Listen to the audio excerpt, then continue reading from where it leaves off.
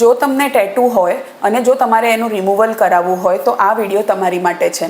તો આ વિડીયોમાં આપણે જાણશું કે ટેટુ રિમૂવલ કોને કરાવવું જોઈએ અને ક્યારે કરાવવું જોઈએ અને એની પ્રોસેસ કઈ રીતે થાય છે. હું છું doctor Nitisha Agrawal, skin and spine clinic Kudasan, ગાંધીનગરમાં as a skin and hair specialist practice કરું છું.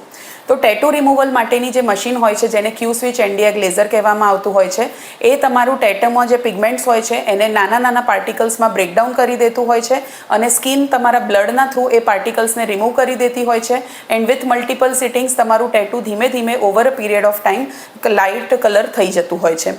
હવે ટેટુ રિમૂવલ તમારે ક્યારે કરાવવું જોઈએ? તો જો તમને ડિઝાઇન ના ગમતી હોય ટેટુની તો તમે રિમૂવ કરાવી શકો છો. બીજો રીઝન છે કે મેટ્રિમોનિયલ રીઝન કે જોબ રિલેટેડ રીઝન્સના લીધે જો તમારે ટેટુ રિમૂવ કરાવવું હોય તો પણ તમે આ પ્રોસિજર કરાવી શકો છો. ત્રીજી વસ્તુ છે કે જો તમને ટેટુ કરાવ્યા પછી એમાં કોઈ એલર્જી, રિએક્શન કે ઇન્ફેક્શન થઈ ગયું છે તો પણ તમે ટેટુ રિમૂવલ કરાવી શકો છો. એન્ડ લાસ્ટલી, જો તમારું ટેટુ જે છે અનઇવન કલરનું થઈ ગયું છે કે ફેડ થઈ ગયું છે તો પણ તમે ટેટુ રિમૂવલ લેઝર ઓપ્ટ કરી શકો છો. ટેટુ રિમૂવલ જે છે એ તમારે ક્યારે ના કરાવવું જોઈએ? તો જો તમારી સ્કિન ઉપર એક્ટિવ ઇન્ફેક્શન છે કે એક્ટિવ એલર્જી રિએક્શન આવેલું છે તો તમારે અવોઇડ કરવું જોઈએ. બાકી જો તમારી સ્કિન હેલ્ધી હોય તો તમે ટેટુ રિમૂવલ લેઝર જે છે એ કરાવી શકો છો. ધ્યાન રાખવાવાળી વસ્તુ એ છે કે immediately after getting your tattoo done તમારે વેઇટ કરવું જોઈએ ફોર એટલીસ્ટ 6 to 8 વીક્સ અને પછી ટેટુ રિમૂવલ કરાવવું જોઈએ, જેથી તમારી ત્યાંની સ્કિન જે છે એ કમ્પ્લીટલી હીલ થઈ જાય, રિપેર થઈ જાય અને તમને કોઈ પ્રોબ્લેમ ના થતી હોય. જ્યારે પણ તમે ટેટુ રિમૂવલ લેઝર કરાવતા હો છો ત્યારે 2 સિટિંગની વચ્ચે તમારે મિનિમમ 6 to 8 વીક્સનો ગેપ રાખવો જરૂરી છે.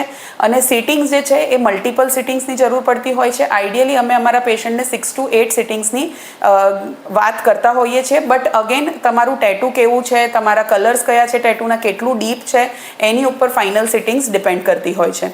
ટેટુ રિમૂવલ લેઝર કરાવ્યા પછી તમારું જે ટેટુનો કલર છે એ ધીમે ધીમે કરીને હળવું થતું જાય છે અને એ હદ સુધીનું એ કલર હળવું થઈ જાય છે કે તમારું ટેટુ જે છે ખાલી એક નિશાન બનીને રહી જતું હોય છે અને તમે એને મેકઅપ થ્રુ કે નવા ટેટુ થ્રુ કવરઅપ કરી શકો છો. બટ હંમેશા યાદ રાખવાનું કે ટેટુ રિમૂવલ લેઝર જ્યારે પણ કરાવો ત્યારે એક ક્વોલિફાઈડ ડર્મેટોલોજિસ્ટ પાસે કરાવવાનું, જેથી સાઇડ ઇફેક્ટ્સ ના થાય અને તમારું પ્રોસિજર જે છે એ ઇવેન્ટ ફ્રી હોય. Thank you.